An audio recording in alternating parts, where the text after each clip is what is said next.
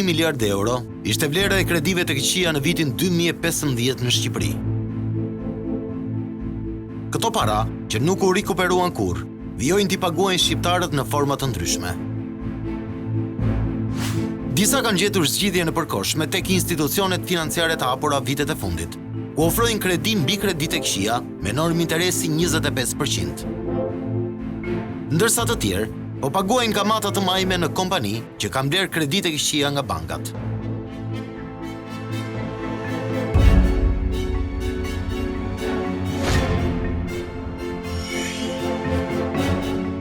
Ky dokumentar tregon abuzimet më të mëdha financiare në sektorin e kredive bankare. Mbi 32 institucione kredidhënëse dhe kredi-blerëse funksionojnë në vendin ton, duke rrezikuar që të plasë një bombë sociale. Me qindra njerëz ankohen se po ju sekuestrohen pasuritë dhe po ju zhvaten edhe qindarkat e fundit.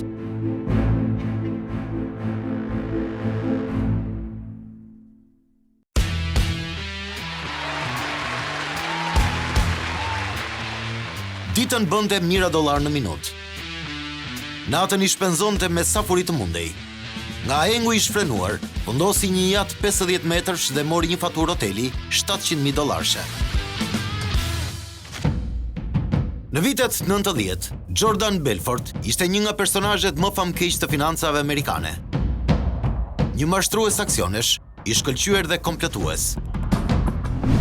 Po flasim për ujkun e Wall Street, i cili ka qenë frymëzim edhe në Shqipëri, duke nxitur individ të caktuar që të luajnë me pasuritë e njerëzve pa përkraje.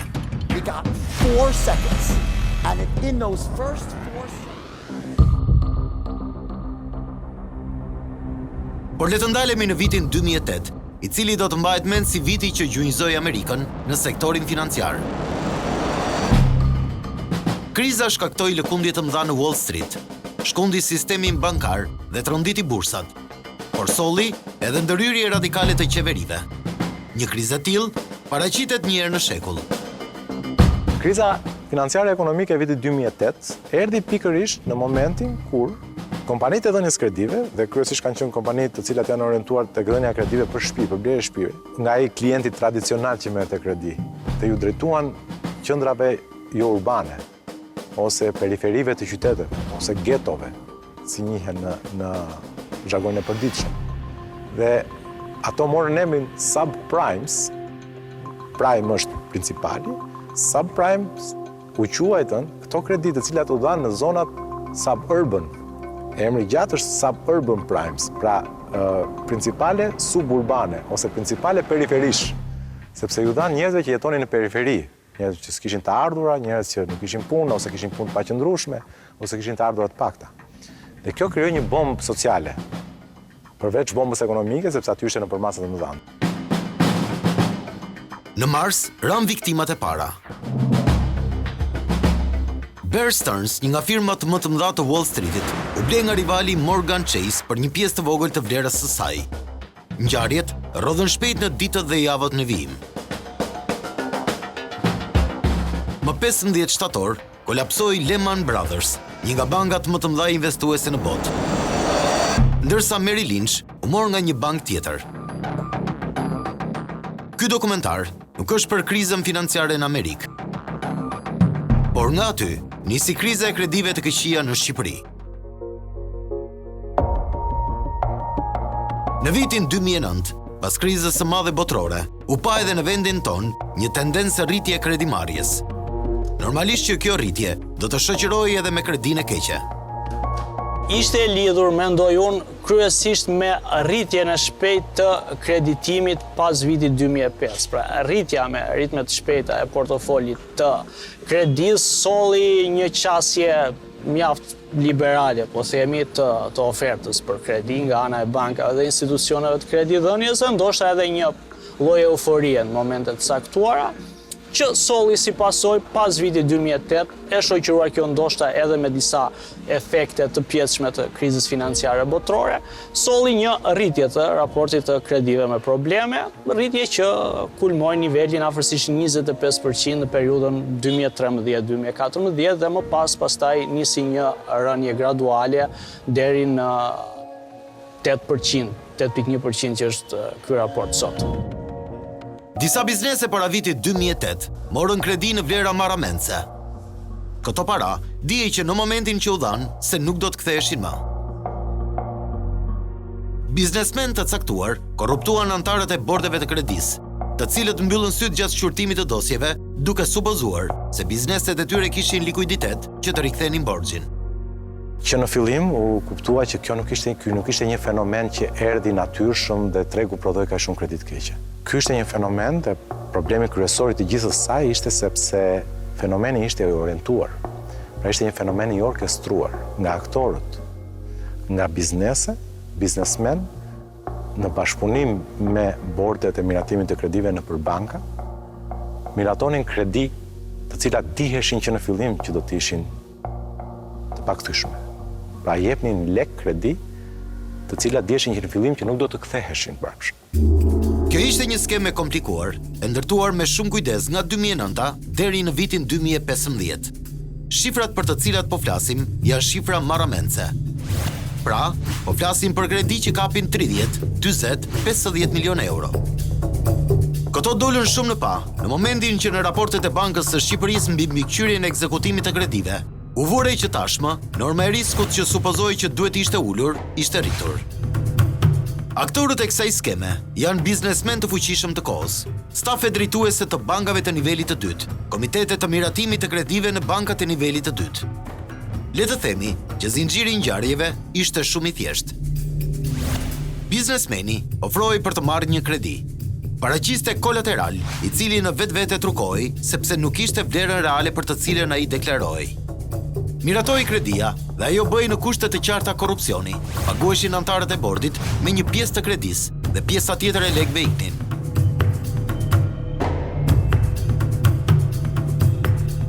Atëherë më mend atë kohë lindi edhe formula e famshme e shitjes së aseteve. Pra ti kishe një shtëpi, doje ta shisje dhe nuk e shisje dot. Çfarë bëj? Shkoje në bankë, e vije kolateral, merre një kredi. Nuk e shlyje kredin, ja ku e shite shtëpinë. Banka merrte shtëpinë. Dhe ja ku e shite shtëpinë. Të gjithë ata që morën kredi më pas, paguan interesa më të larta për të shlyer të gjitha të vjedhje që u krye. Ndërkohë, askush nuk mbajti përgjegjësi. Prokuroria duhet të ndërhynte në atë moment, pasi ndodhi gjithaj transferim kapitali. Në xhepat e qytetarëve të vegjël e të thjeshtë dhe xhepat e biznesmenëve dhe drejtorëve, nuk u hap asnjë hetim nga prokuroria. Ishin 1.1 miliard euro të vjedhura dhe çuditërisht, prokuroria nuk lëvizi asnjë gisht. Pas të gjithë kësaj ngjarje, prej të cilës përfituan një grush njerëzish, ndryshoi legjislacioni për ligjin e falimentit dhe për mbaruesin privat. Një nga, po themi, kolonat kryesore të planit masave për uljen e kredive me probleme, që u ndërmor pas vitit 2013, ishte edhe përmirësimi i kuadrit ligjor që lidhej me mbledhjen e detyrimeve dhe me ekzekutimin e detyrueshëm të kolateralit. Pra u ndryshua kodi civil, kodi procedurës civile, ligji për përmbarimin dhe për falimentin. Dhe besoj që në tërësinë e tyre këto masa dhanë disa rezultate pozitive. Kam përshtypjen që këto ndryshime në një masë të madhe kanë reflektuar praktikat më të mira. Ndryshimi i ligjit, së bashku me krijimin e regjistrit të kreditorëve, ka bërë që kredit me probleme të ulen. Ato janë rreth 8.1% e kredive në total. Sot që flasim, vlera e kredive të këqija është afërsisht 48 miliard lek, ose diçka më pak se 390 milion euro. Por mos harrojmë që sot që flasim, kemi kreditë riskeduluar 2 miliard euro, që është gati 45% e gjithë fondit të kredisë totalit. Përveç bankave në Shqipëri, funksionojnë edhe institucione financiare të mikrokredisë. Sot, numërohen rreth 32 institucione financiare jo banka, të cilat janë të licencuara. Institucionet financiare të mikrokredive janë një moment shumë delikat në jetën financiare të një vendi. Aty takohen shtresa më e ulët me kapacitetin më të ulët financiar në ekonominë e një vendi. Pra kush merr 1 milion lek kredi? Dikush që s'ka mundësi të grumbullojë as 1 milion lek. Ai që s'ka mundësi të grumbullojë as 1 milion lek do të thotë që është shumë vulnerabël. Pra ai ka të pamundur që, domethënë, ose ka shumë të vështirë që të krijojë kapitalin e mjaftueshëm për të shkryer interesa pastaj kaq të mëdha siç janë në rastin e mikrokredive që shkojnë deri në 2% në muaj, ose 24% në vit.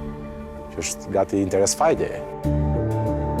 Nëse i referohemi raportit vjetor të mbikëqyrjes së Bankës së Shqipërisë për vitin 2019, do të shohim se gjysma e këtyre kompanive kapitalin e vet e ka me origjinë të huaj. Pra, nuk dihet se kush është financuesi i këtyre parave. Holland, Ishujt Kajman, Francë, Austri, Arabi Saudite, Maqedoni, Hong Kong, Estoni, SBA, Angli, Luksemburgu dhe Letonia janë shtete të cilat figurojnë si vende origjine për 16 kompani financiare jo banka. Shpesher, administratori i këtyre kompanive është shqiptar. Ai mund të jetë një avokat i ri ose një ekonomist i ri, i cili përdoret që ligji mos të mbërrijë te pronarët e vërtet. Ndryshe, këta administrator mund t'i quajmë prestanomi ose testa di legno. Sipas një logjike të pastër financiare, ne nuk mund të dimë se nga vijnë këto para. Pra, kush është burimi i tyre dhe a është i pastër? Kjo na lë të dyshojmë se ndoshta pronarët e vërtet të tyre janë biznesmen dhe politikanë shqiptar që kanë kompani offshore. Por problemi i këtyre kompanive nuk është vetëm burimi i parave. Duke qenë se shtresa që preket është më shumë vulnerabël, aty janë edhe konfliktet më të mëdha. Shumë qytetarë kanë shprehur ankesa në lidhje me abuzimin që është bërë nga kompanitë e mikrokredisë dhe ato përmbaruese. Blerja e borxhit është në vetvete një aktivitet i lishëm. Problemi është çështja sociale. Institucionet financiare kanë të drejtë që t'ju japin kredi njerëzve që nuk kanë të ardhurat të besueshme. Por pavarësisht kësaj, duhet që të ketë një rregullim që të mos kemi shpërthimin e një bombe financiare dhe sociale. Le ta analizojmë të gjithë procesin që nga marrja e kredisë e deri në momentin e ekzekutimit të kolateralit kur kredia nuk paguhet. Lidhja e kontratës është një moment shumë delikat dhe shumica e njerëzve i injorojnë. Në momentin e lidhjes së kontratës, çdo bank me debitorin e vet ka të shkruara kushtet e bashkëpunimit. Pra, çfarë ndodh nëse ti nuk paguan një muaj kostin? Çfarë ndodh kur ti ke 3 muaj pa paguar kostin? Apo si është norma e interesit? Si është gjoba kur nuk paguhet kosti në afatin e duhur? Sipas legjislacionit në fuqi, kur kalojnë 3 muaj që nuk e paguar kostin e radhës, kredia fillon dhe shihet me lupë tjetër. Në fillim analizojnë të gjithë faktorët sepse ky debitor nuk po shlyen kredinë e tij. Më pas, vazhdon me hapin e dytë, që është njoftimi për fillimin e procedurave për likuidimin e kredisë. Në fund, është marrja e kolateralit. Këtu futen në lojë zyrat e përmbarimit, si dhe institucionet financiare jo banka, të cilat me manovra të ndryshme kërkojnë që të rikuperojnë kredinë e keqe që kanë blerë nga një bankë nivelit të dytë. Duke qenë se shqiptarët nuk janë njohës të mirë të ligjit, madje firmosin dhe palexuar, bien viktimat të tyre. Ata detyrohen që të paguajnë një araç të lartë për kredinë e pashlyer. Shumë herë kanë humbur shtëpinë dhe çdo pasuri tjetër. Le ta analizojmë disa raste konkrete se si njerëz të thjeshtë kanë rënë viktima të këtyre institucioneve. Ky që shihni është Paltroshaj, i cili rrëfen historinë e tij. Në vitin 2008, ai mori një kredi në vlerën e 5 milion lekëve të vjetra në institucionin financiar Oportuni. Në vitin 2008, mora një kredi 5 milion lekë të vjetra të banka Oportuni, kështu quhet herë, për të shlyer një detyrim të mëparshëm. Përgjithsisht kanë qenë i rregullt. Përgjithsisht. Pra nuk kanë pas probleme që mund të qushin shkelje marrëveshje për shkelje ligjore. Marrëveshja nëpërmjet Oportuni dhe me si klient ishte e tillë. Meqense Oportuni nuk ishte bankë, ishte fondacion, detyrimet mujore do të shlyhet te Raiffeisen Bank. Edhe unë çdo muaj shlyja kesin rreth 150.000 lekë të vjetra. Zyra e institucionit Oportuni u kthye në Noa. Këtu i ka rrënjët edhe problemi Paltroshaj. Punojësit e Noas në Lezhë i thonin Palit se kredin mund ta likuidonte edhe pranë tyre. Unë me qenë se takonte rruga për në punë, kaloja shpesh aty, rreth 5 keste nga viti 2011 deri vitin 2013, pra 5 keste mujore ose 10% e kesteve, unë i shlyeva aty pranë personelit te Noa Bank e ashtu quajtura Oportuni. Në vitin e 5 do të mbaronte shlyerja e kredisë pranë bankës Noa. Kishte marrë 5 milion lekë të vjetra dhe shuma që do të paguante ishte 8 milion lekë të vjetra. Unë një ditë dukur, një telefonat që nuk i njihja, me në telefon, jam Filani, inspektor i ri i bankës në, po flasim për në leshe, edhe më thot, paraqitu pranë në degës, edhe shkova aty, shkova të zyrët, aty vazhdojnë të ishin zyrët ku ishin, edhe më thot, i detyrohesh bankës NOA 4.400.000 lekë vjetra. Tosh, si, me qëfar dokumente, qëfar? Tha unë s'di gjan, jam i ri, tha. Unë jam i ri, se pa, aty nuk njofta si njeri për ftyrë, asë njeri nuk i njofta. Edhe, i kërkova me shkrim, nuk ma jepni. Shkoj prap ditën tjetër, më jep një tip bilanci pa firmë, pa vull. Ose një grafik, bilanc grafik, edhe shoh, më thoshte, nëndor 2011 minus një kest, shkurt 2012 minus një kest, e më rrallë bashin 5-6 keste. Shumë ishte rreth 800-900.000 lekë vjetra, thonë bashkë me interesat 4.4.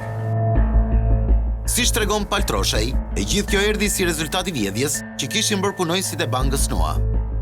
A i tentoi të hapte çështje gjyqësore, por i kërkonin dokumentat të cilat banka nuk ja jepte.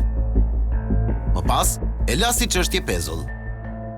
Ka 2017, i takon 2013, 2015, 2016, mori kush, ka 2017, fillon telefonata, jam kompania Star, na ke ka shbojsh, shënjimi, kina blerë, kemi blerë, por që në knele. Fillon pastaj zarfat, pra nuk pranorin kontakt. Fillon zarfat, shkresat, njëra mas tjetër, CCI, vetëm CC nuk kishte, në të dhe duket CC kishte dikun, tha shenjë të CC të Hitlerit, edhe ashtu. Shkoja të interesosha vazhdimisht. A i shkonte vazhdimisht pranë zyrave të Starit dhe kërkonte që të takojë me dikë që ti mund t'i shpjegonin se çfarë po ndodhte. Por askush nuk e priste, gjithmonë e përcillnin. Kjo situatë vazhdoi për vite me radhë. Vazhdonin për 3 vjet. Me vulat kuqe. Si isha parë që është gjitha me vulat kuqe, se me kanë zero fikse, vazhdonin shkojnë e vinin çdo muaj 2 muaj dhe na shqetësuan të gjithë njerëzit e mi të afërt shqetësonin sepse s'është problemi. Nuk gjatë kohës unë shkoja te kjo kompani për marimore, gjeja me 10 me qindra vet, duke u lurit, duke bërtit, duke paguar, duke mos paguar, duke bë presion, edhe dhunë kam pa. Pra çdo institucion privat shtetëror, rroj siguri mund të kesh një person. Aty gjej një skuadër çuna shtri, të keq përdorur. Nuk kam pranuar asnjëherë që t'i japin një dokument, por vetëm shkresa që paguaj kaq lek. Edhe lumë në shkresa, herë 4.4, herë 4.8, 4.7, jo për paguaj gjysën, me fjalë, gjitha llojit e gjerave.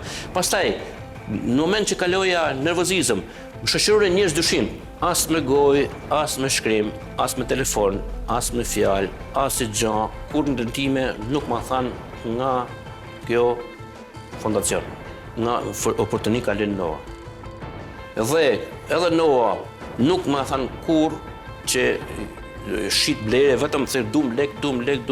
Të ndonin, mjep gjysën, mjep qerekun, hajde e myllën, bëjmë marrëveshje shumë private. Troshaj thot se i ka rezistuar të gjitha presioneve dhe nuk ka marrë kredi pranë tyre. Ata kanë vendosur ngrirje të shtëpisë, por nuk mund të bëjnë sekuestrimin e saj. Mua veç me kanë bllokuar, nuk kanë arrit me vjelin. Shqip, ndoshta nga frika, ndoshta nga presioni, pra nga pamundësia, por isha kandidat në çdo sekond që me merrnin deri në 4.8 milion. Këtë më duket kush ta haj. Me fra, unë aty kam pa e gjatë, aty është sikur del një hajdut në rrugë, nëse reziston, nuk ti merrem, nëse je çullt ose ashtu ti merr. Kështu kam vure tamam stilin e banditëve dhe grabitësve, jo institucional.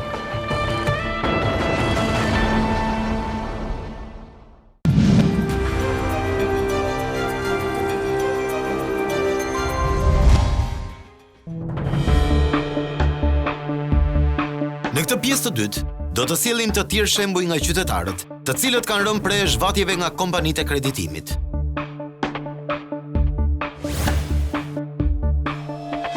Kjo është një familje nga Lushnja që ka rënë viktime e mashtrimit financiar. Historia e tyre nisi pas firmosjes së disa dokumentave, ku pranuan të ishin dorëzan për kushëririn e tyre. Gjergji Korreshi donte të merrte një kredi në vlerën e 16.000 eurove për biznesin e tij. Të paktën, këtë i tha Agimi dhe Meleqes, të cilët dolën garant për të. dolëm garant për 16.000 euro. Se na tha do mbyll kredin time, edhe do ta heq nga e juja, do ta hedh tek e imja, që ti paguaj vetë. Dhe ne pranuam për 3 muaj. Mas një viti, vinë edhe na thonë të bankës që personi duhet paguaj kredin sepse nuk po I paguan. Takuam Gjergj Korreshin dhe Zarif Korreshin, atë birë. I tham, lekët do t'i paguash, ose na e hiq, siç na the, ke një vit, nuk na e ke hequr. Ky na mashtronte, thoshte, jo këtë muaj, po muajin tjetër. Sa kanë kaluar 10 vjet, tani. Në 28 tetor 2010, të 3 këta persona janë drejtuar për kredi te Pro Credit Bank. Pa lexuar se çfarë përmbante kontrata, dorëzanët kanë firmosur. Në dijenin e tyre, firma është dhënë vetëm për një kredi në vlerën e 16.000 euro. Por, siç do të dalë më vonë, firma e tyre është përdorur edhe për një kredi të dytë në vlerën e 74.000 euro. Kjo kredi I është dhënë po atë ditë shtetasit Gjergji Korreshi, I cili nuk e shleu detyrimin. I kërkoja letrat, I thosha Gjergji, ore po një pse s'na ke dhënë letra? I ka pro krediti, kam edhe unë një pjesë, por do të jap. Na mashtronte, nuk na jepte, sepse kishin bërë hile tek kredia që kishte marrë 90.000 euro. Ne na tha 16.000 euro. Këtu, nisin edhe peripecit për familjen e Agim dhe Meleqe Alili. Banka ju sekuestron shtëpinë dhe truallin, pasi Gjergji Korreshi nuk pagoi detyrimet që kishte. Ai është larguar jashtë Shqipërisë, duke mos mbajtur përgjegjësi për borxhin e tij. Ky shtetës, dhe njëjtën skem kishte ndjekur disa vite më parë edhe me hallën e bashkëshortes së tij. Ajo kishte firmosur si dorëzan dhe banka I sekuestroi shtëpinë në Berat. Rasti u përsërit edhe në Lushnjë me familjen Alili. Ka dalë dhe halla e gruas Gjergjit, ka dalë garant dhe I kanë sekuestruar shtëpinë në Berat. Ku mund ta di unë, atë kredi mund ta kem larë unë me këtë që ka marrë tash te Mikrokredi Albania, nuk më japin asnjë rrugë zgjidhje. Pas 5 viteve që u mor kredia, familja Alili kërkon me ngulm nga banka që të dinte se çfarë kishte ndodhur. Pas shumë përpjekjesh, ata marrin një kopje të kontratës së vitit 2010. Në të njëjtën kohë, I japin edhe njoftimin që kredia është blerë nga Microcredit Albania. Në 2015 I kam thënë unë nuk dal nga zyra, dua letrat që ju I keni dhënë kredi personit. Pse s'na keni thënë? I lexoje më tha mua ajo zonja atje. I thash, ne nuk isha syzat afër, I thash, që ti lexoja se kam nga puna, I thash, më kanë ardhur, më kanë marrë këtu. Megjithatë, faji është I joni, I thash, që unë nuk lexova letrat. E marrim në telefon Albert Gegën, që punonte tek Microcredi Albania dhe tek Stari bashk. Dhe na thotë që pa problem, ju keni dal garant për 2 kredi. I thash, dëgjoj, thash, ne kemi dal garant për një kredi, I thash, që kushton 16.000 euro. Dhe ai I thash, çka ka bërë? Ka marrë 90.000 euro. 16.000 euro në një vend dhe 74.000 euro në një vend tjetër. Që ne nuk I lexuam ato letra dhe pro krediti, ajo zonja, duhet na thoshte që me gojë, ky person do marri kaq kredi. Nuk na than, nuk na I lexuan fare. Unë nuk shifja, s'kisha syza afër. Dhe im shoh që afër nuk shef nga syt. Duke qenë se kredia tani është blerë nga Microcredit Albania, ata duhet që të shlyejnë detyrimin këtu. Por kjo kompani nuk kërkon që të shlyejë detyrimi prej 13.000 euro, por për 45.000 euro. Pra, sa gjysma e kredisë që ka marrë Gjergji Korreshi. Ky Albert Gega, ky na futin dhene. Se tha, keni 2 kredi, tha. Një tha 16.000 euro dhe një 74.000 euro. Po, I thash, ajo kredi është. Po jo, thash, se ky, jo, I thash, ai numër që thua ti nuk është I imi. E gjeni kujtja është, I thash. Sipas dokumentit që zotëron Top Story, vlera e mbetur e detyrimit në bankën Pro Credit ishte si më poshtë. Vlera e mbetur e kredisë rreth 9.000 euro, interes në vonesë mbi 2.000 euro dhe gjoba 767 euro. Në total, detyrimi që duhet të paguanin ishte rreth 13.000 euro. Në këto kushte, dhe të friksuar se po mbasin shtëpinë, kjo familje paguan fillimisht 2.7 milion lekë të vjetra. Më pas, Microcredit Albania e detyron që të marrë një kredi që të shlyejë detyrimin pranë po këtij institucioni. Dhe kjo ishte skema e përsosur për ta fundosur këtë familje. Këtë kredi Ne e morëm për të larë kredinë e atij. Sipas atij që na tha ju do lani pjesën tuaj, na tha Bert Gega, megjithatë i fondacionit Mikrokredi Albanias, aq ju takon. Gjysma t'ju, gjysma t'ai. Ka që takon, do t'i lani. Kështu, ata marrin kredi me interes më të lartë për të shlyer një kredi tjetër. Ndërkohë, kompania e shërbimit për mbarimor privat Star SHPK duhet të hiqte sekuestron nga trualli dhe shtëpia e tyre. Mua Staris më ka heqi, thash, më ka hequr vetëm sheshi. Ju thoni, thash, keni larë interesat dhe gjobat. Që më intereson mua interesi dhe gjobat, kur mua më ka ikur pasuria, i thonë 90.000 euro. Ku të vete unë? Pasuria iku komplet.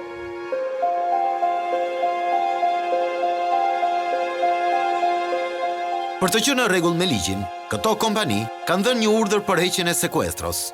Por nëse e analizon dokumentat me kujdes, do të kuptojmë që sekuestro është hequr për një apartament që nuk është pasuri e familjes në fjalë. Stari i ka bërë gjitha këto nga tresa, me gjithë Mikrokredi Albanian. Stari na ka futur emrat e një personi tjetër që ne s'kemi lidhje fare, nuk e njohim. Pse? Sepse burri im është Agim Qazim Halili, i vitit 53. Ai është, nuk e di qa viti, është me i ri nga burri im. Tani si ka mundësi Stari, emrin edhe numrin e telefonit e merr te burrin tim. Dhe si ka mundësi këto pronat e këtij që pas ka ky tjetri në Tiranë edhe në Lushnjë? Pse nuk e merrnin në telefon e ti thoshin që ti ke një shtëpi në Tiranë, ti ke një shtëpi në Lushnjë, edhe ne ti zgjidhim, edhe unë mos merja kredi. Apartamenti me sipërfaqe 75 metra katror nuk është në pronësi të Agim dhe Meleqe Alilit. Madje kjo kompani ka hequr nga sekuestro edhe një makinë që Agimi nuk e ka patur të sekuestruar. Po Prokrediti thotë që ne i kemi kaluar interesin dhe gjobat, ndërsa pronën, katin e parë dhe katin e dytë është prona jonë, thë. Ju do paguani interesat edhe gjobat, që gjoja kanë shku interesat dhe gjobat 57 milion lek. Qa është kjo? Kur ti ma ka dhënë me letër, ke për të paguar më ka thënë 13.000 euro. Më kanë thënë Prokrediti. Kujdi unë qa kanë bërë. Nuk kuptoj. Nuk di qa të them.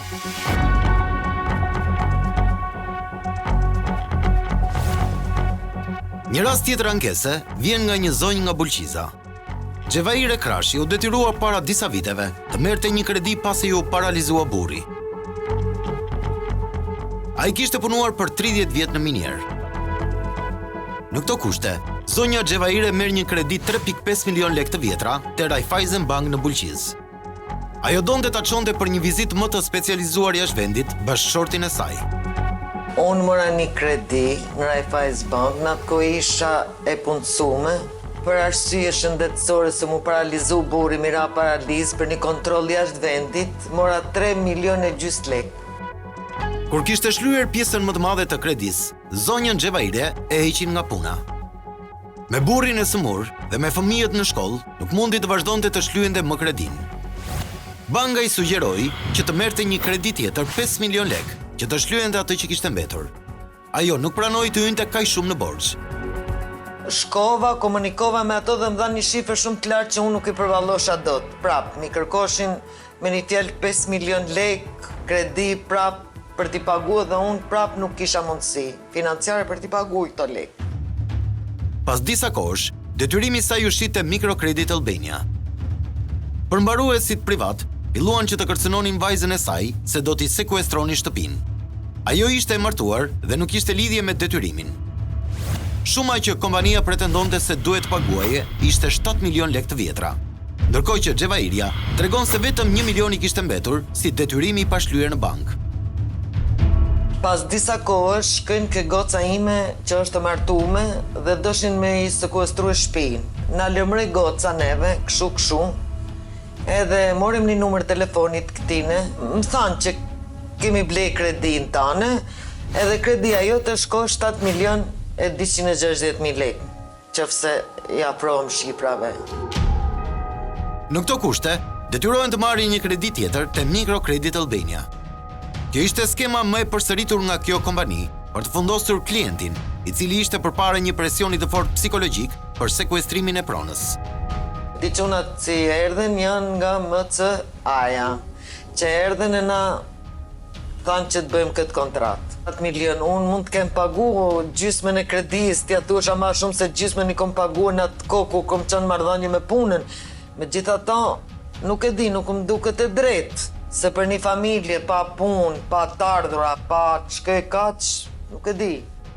As vetë nuk e di. Pagum 1 milion lek, fillim se dëshin pa tjetër 1 milion lek si paradhanje që të vazhdojmë 6.260.000 t'i pagujmë, e na len 99.900 lek këstin e çdo muaj që pagojmë. Ajo vion të paguaj kostin e kësaj kredie çdo muaj, edhe pse nuk është dakord me shumën që është ngarkuar. Por frika se ndoshta i sekuestronin shtëpinë e vajzës, e ka detyruar që të paguaj. Tani, do të kalojmë në një tjetër rast mashtrimi dhe përvetësimi parash dhe pasurie. Bëhet fjalë për shtetasin Vllasi Kano, i cili pasi mori një kredi, ju sekuestrua gjithçka që kishte. Ata kanë marrë një kredi pranë Tirana Bank në vitin 2005 për të blerë një dyqan në kryeqytet. Kemë marrë një kredi për blerë një dyqani në vitin 2005 te Tirana Bank. Dyqani u ble në shumën 100.000 euro, nga të cilat 60.000 u morën nëpërmjet bankës dhe 40.000 euro u vun nga parat e shtëpisë. Kredia u morë në emrin e djalit edhe timin. Pas një viti që kredia nuk u shlye, hyri në lojë përmbarimi, i cili tentoi të bënte rivlerësim të ri të pronës. Por kjo ishte e pamundur, sepse Tirana Bank dhe Vllasi Kano kishin firmosur një kontratë pranë noterit. Nëse kredia nuk do të shlyej, banka do të merrte dyqanin, por në vlerën që prona ishte regjistruar në hipotek. Kaloi një vit, kredia nuk u shlye plotësisht, kishte diferenca, edhe përmbarimi shtetëror i asaj kohe bën vlerësim të ri. Ky vlerësim u apelua në gjykat, edhe gjykata mori vendimin në bazë të kontratës së hipotekës kolaterali që ishte lënë dyqani ishte 90.000. Për këtë shumë u mor edhe kredia e caktuar 60.000 euro. E vlerësoi gjykata në vlerën 90.000 euro. Edhe kontrata e hipotekës ishte 90.000. Ankanti i parë do dilte me 90.000 euro. Në bazë të vendimit të gjykatës. Përmbarimi shtetëror e nxori në ankand me 90.000 euro. Mbaroi ankandi i parë dhe nuk doli asnjë ofertues. U zhvillua ankandi i dytë pas 3 muajve me vlerën 85.000 euro. As këtu nuk doli asnjë ofertues dhe dyqani ngeli në sekuestro. Tirana Bank kërkoi nga shërbimi përmbarimor Zik SHPK që të vendosej sekuestro e dyqanit. Arben Meskuti, përmbarues gjyqësor, vendos që të nxjerrë në ankand dyqanin e sekuestruar. Ai merr një ekspert dhe bën rivlerësimin e pronës, duke ja ulur vlerën në 60.000 euro. Kjo në kundërshtim me ligjin, pasi palët kanë firmosur një kontratë paraprake, ku vlera e objektit të sekuestruar do të ishte e njëjtë me atë që kishte si çmim referencë në hipotek. Brenda fatit parashkrimit e hap përmbarimi privat me iniciativën e saj. Përmbarimi privat ka qenë një përmbarues mashtrues Arben Meskuti. Zyra përmbarimore zhvillon në ankandin e parë pas sukses. Në ankandin e dytë, ata e përgjysmojnë vlerën e dyqanit në 30.000 euro. Në këtë vlerë e blen pronën Tirana Bank. Nga 60.000, ankandi i parë, në të dytin e çojmë me 30, i propozon bankës, në kompromis me bankën e merr banka pronësinë e saj, duke më lënë mua një detyrim 115.000 euro. 5.000 euro i takonin përmbaruesit, që ja mori direkt kesh nga dora. Edhe unë kam 10 vjet tani që luftoj gjyqeve. E gjitha kjo nuk mbaron me kaq. Vllasi Kano i drejtohet Ministrisë së Drejtësisë për ndihmë. Ministria e Drejtësisë në datën 19/6/2019 më dërgon një shkres. Ministri i Drejtësisë ka vendosur dhe marr masa disiplinore për heqje të certifikatës së ushtrimit të veprimtarisë përmbarimore dhe regjistrimi nga regjistri i përmbaruesve gjyqësor privat përmbaruesit Arben Meskuti. Gjithashtu, Ministri i Drejtësisë i është drejtuar prokurisë së Rrethit Gjyqësor Tiranë me një kazim penal ndaj shoqërisë shërbimi përmbarimor zik, shtetasit Arben Meskuti, ortak dhe administratori vetëm i shoqërisë shërbimi përmbarimor zik SHPK, për veprën penale të mashtrimit me pasoja të rënda. Kjo masë është marrë më 11 nëntor të 2017-ës. Megjithatë, edhe sot ky person dhe këto shoqëri vijojnë të ushtrojnë aktivitetin e tyre. Kjo na lë të besojmë se drejtësia në vend është shumë delikate. Nëse nuk merret në konsiderat një kallëzim penal nga Ministria e Drejtësisë për shkelje të tilla, çfarë ndodh me kallëzimet e njerëzve të thjeshtë? Problemi me drejtësinë shqiptare duket se është edhe më madhor, por dëgjon se si oficer të policisë gjyqësore kërcënojnë qytetarët e thjeshtë. Edhe 21 mars i vitit 2018, më ka thirrur në telefon oficeri i policisë gjyqësore Klevis Çifliku, i cili më doi përpara një material e më thot mua lexoje. E mora e lexova. Materiali i përmbante 3-4 faqe. Edhe e kishe nënshkruar më përpara Arben Meskuti. Arben Meskuti ishe i pandehur materialet prokuroria do ja çonte për gjykim. I thash pun kam unë me Arben Meskutin. Jo tha firmose. Qa dhe firmose, nuk e firmose i thash unë. Po ti do avokat mbrojtës? Unë dua i thash, ke s'kam. Unë dua. Po firmose sa për të mirën të ndash. Nuk e firmos, i insistova mos firmosje, do firmos, më kërcënoj, u detyrova, ishin 2 veta, u detyrova i firmosa.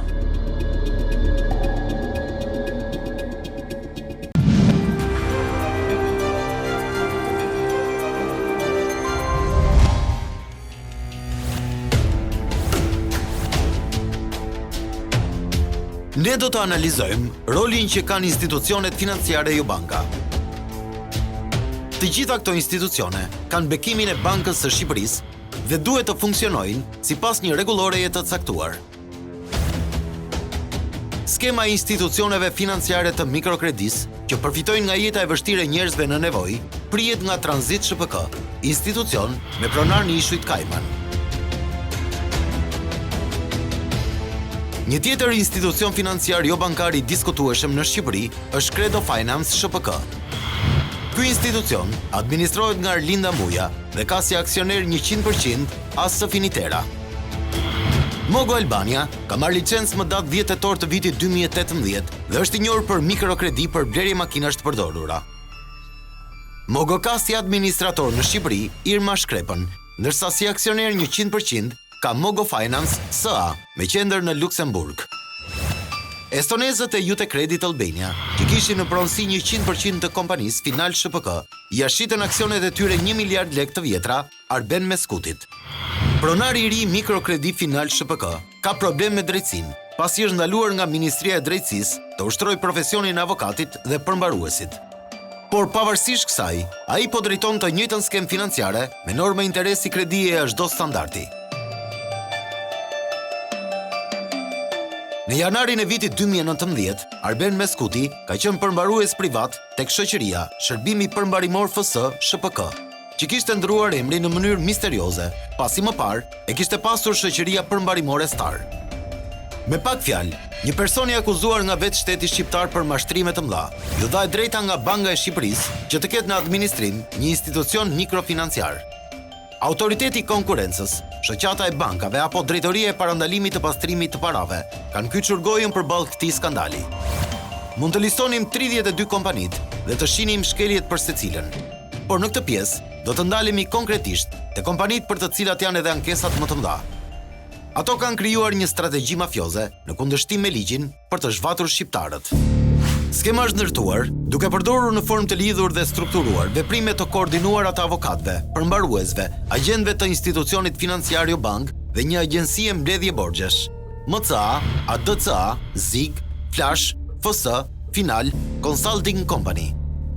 Këto shoqëri të lidhura mes tyre nga Arben Meskuti dhe Olsi Ibro përmes kësaj skeme kanë futur në një rreth vicioz me qindra qytetar të përfshirë në procese fiktive përmbarimi dhe bankare, të cilëve ju është imponuar marrje e detyruar e kredive të reja te Microcredit Albania. Skema është ngritur nga Arben Meskuti me disa role, si avokat, përmbarues, bankier, bashkë me notere Ernela Çuberi dhe Olsi Ibro, me rolin e avokatit dhe themeluesit të ADCA, bashkë me bashkëshorten Elda Ibro, kontabiliste dhe pronare MCA. Kreditë e këqija të bankave të nivelit të dytë blihen nga këto institucione financiare dhe përmbarimore. Blerja e borxhit në vetvete është një aktivitet i lishëm. Pra, unë jam një kompani përmbaruese dhe unë mund të blej një borxh që ti si kompani financiare nuk arrin të ta mbledhësh. Dhe unë me mjetet e mia unë besoj se mund ta mbledh të borxh. Dhe ky është një aktivitet i lishëm i rregulluar me ligjë sot në Republikën e Shqipërisë. Problemi është çështje sociale. Pyetja që lind është se kur banka duhet të shes një kredi. Për këtë, nuk ka një kohë të përcaktuar. Legjislacioni shqiptar nuk ka asnjë parashikim për këtë. Bankat përdorin ligjin tregtar. Duke qenë se kredia është pjesë e portofolit të bankës, ajo mund ta shes kur të dojë. Këtu shfrytëzohen mangësitë e adaptimit të rregullave të Bazelit të bankingut në Shqipëri. Institucionet financiare që blejnë këtë kredi përdorin metoda jo konvencionale për të rrimarrë kredin. Ose thonë më qartë, ata shfrytëzojnë dobësinë e klientit dhe ky i fundit detyrohet të marrë kredi mbi kredi duke zhytur edhe më thellë në borxhe. E gjithë kjo skem ka paligjshmërinë e vet që në fillim. Nis me shkelje të ligjit që në momentin që shet kredin banka e nivelit të dytë. Kjo pasi njerëzit nuk njoftohen, edhe pse është detyrim që të njoftohen. Shkelja e dytë ka të bëjë me ndryshimin e termave të kontratës dhe kushteve financiare, gjë që nuk duhet të ndodhë. Por këtu ndodh dhe nuk ka transparencë se si bëhet kalimi nga bankat e shoqëria e rekuperimit të kredisë. E thonë më qartë, një klient firmos një kontratë kredie me një bankë të nivelit të dytë. Të gjitha kushtet, detyrimet dhe penalitetet janë mes klientit dhe bankës. Nëse klienti nuk shlyen kredin, është banka që duhet vendos penalitete apo dhe sekuestrim të pronës. Në fakt, ndodh tjetër gjë. Banka e shet kredin te këto kompani që janë krijuar si MCA apo tranzit pa njoftuar fare klientin. E të mos mjaftonte kjo, kompanitë që blejnë kreditë e këqija vendosin kamat deri në 5 fish më shumë se sa detyrimi që kanë. Bara ndaj klientit rëndohet edhe mëtej, ku çuditërisht, bankat e nivelit të dytë i kanë dhënë të drejtën kompanive që blejnë kreditë e këqija që tu sekuestrojnë pronat. Në këto kushte, klientit i linde drejta që të shkojnë në gjykat, ku në shumicën e rasteve ata fitojnë. Këtu flasim për ata persona që e njohin ligjin dhe të drejtat e tyre. Kështu, një kompani e cila është gjetur nën presionin e MCA i është përgjigjur me të njëjtën mënyrë. Ajo ka punësuar një kompani përmbarimore, Adnani Bailiff Office, dhe i ka vendosur sekuestro konservative në masën 100% të kuotave të kapitalit të shoqërisë MCA. Pas shkeljeve në mënyrë se si bëhet kalimi i kredisë tek këto institucione financiare, ka një shkelje tjetër. Vetë këto institucione nuk e njoftojnë klientin ose i nisin njoftimin e adresa që nuk janë të sakta, në mënyrë që të rrisin detyrimet. Nëse klienti ka patur për të shlyer një shumë X, ajo është shumë fishuar për shkak të mosgjetjes së adresës. Dhe këtu ka me mira raste të qytetarëve që kanë rënë prej këtyre skemave. Shkelja tjetër që bëhet nga këto kompani si MCA është presioni i vazhdueshëm që bëhet me anë të telefonit. Sipas dëshmive, ata nuk telefonojnë vetëm klientin dhe dorzanin. Telefonatat shkojnë edhe më larg, te vëllezrit, motrat, kushërinjt, shokët e miqtë e klientit. Me merrin mund telefon. Merrin gruan time, që s'kishte lidhje. Merrin motrën time, s'kishte lidhje. Vllajt, s'kishte lidhje. Shokun tim, që ai fakt ishte lidhje, gruan e shokut, se do të merrin gjithë fisit, do të më merrin telefon. To kanë shkuar familjet gocës edhe kanë bërë presion ke familja e gocës, sa goca ka qenë tu divorcu me burr, se ka thënë burri ku e ke morti këtë kredi. Edhe në këtë kohë na ka marrë goca në telefon, kemi mbledh lekët, jam të thani, ko marrë lekët bërsh, merr 100.000 këtu, 200.000 këtu, si që unë mos prishi punën se do shkote një divorc me burrin e vet. Ata i kërcënojnë se do t'ju sekuestrojnë llogari dhe pasuri. Kur në të vërtet, në aspektin ligjor, kjo është e pamundur.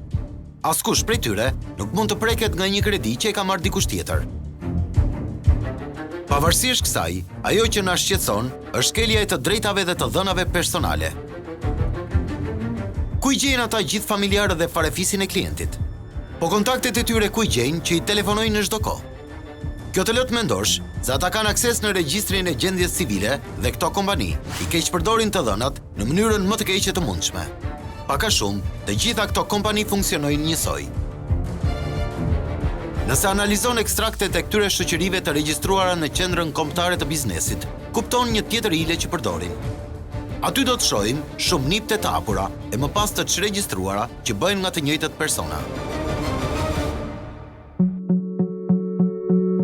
Në Shqipëri, ne nuk kemi norma interesi tavan. Në vendet e tjera të BE-s, bankat qendrore përcaktojnë norma tavan të interesit për bankat e nivelit të dytë dhe institucionet e tjera financiare jo banka. E thënë në këtë mënyrë, ku bankat mund ta vendosin sa të duan normën e interesit, lind dyshimi se kemi të bëjmë me sisteme piramide, që mund të aplikojë norma interesi deri në 50%.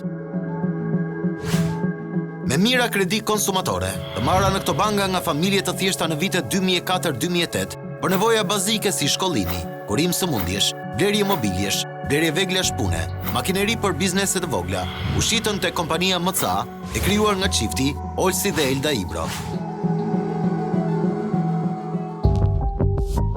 Për të mbyllur kreditë vjetra që i kishin marrë te bankat Raiffeisen, Procredit Bank, Banka Popullore, NOA, Fondi Besa, ATK, ata kanë marrë kreditë reja te MCA. Këtu nuk duhet të harrojmë detyrimin që kredia e marrë duhet të paguhet si nga personat juridik dhe ata fizik që e kanë marrë. Por të ndërtosh skema të kësaj natyre është e jashtëligjshme, është mashtrim. Këtë e ka thënë edhe Ministria e Drejtësisë. Ministria e Drejtësisë, për shkak të numrit të lartë të ankesave të depozituara për shoqëritë përmbarimore, ka ushtruar disa kontrolle në janar të vitit 2019, ku është konstatuar se në veprime përmbarimore të palishme është përfshirë shoqëria përmbarimore Shërbimi Përmbarimor ZIG SHPK. Bazuar në shkeljet e gjetura, është marrë masa disiplinore për heqjen e të drejtës së ushtrimit të këtij profesioni për dy përmbarues të kësaj shoqërie, Arben Meskuti dhe Alban Kote. Por, edhe pse është bërë kallëzim penal nga Ministria e Drejtësisë, përmbaruesi Arben Meskuti vijon punën e tij. Një situatë e tillë ngre pikpyetje të mëdha mbi funksionimin e drejtësisë në vend. Nuk të japin asnjë rrugë zgjidhje. Tallen me fukarejnë, tallen me njerëzit e ndershëm. Por djalin kam 25 vjet në Itali. Murguri më ka bërë. Edhe nuk më shmarë me pisligje, me mashtrime. Me hallet e tije që ka shumë halle.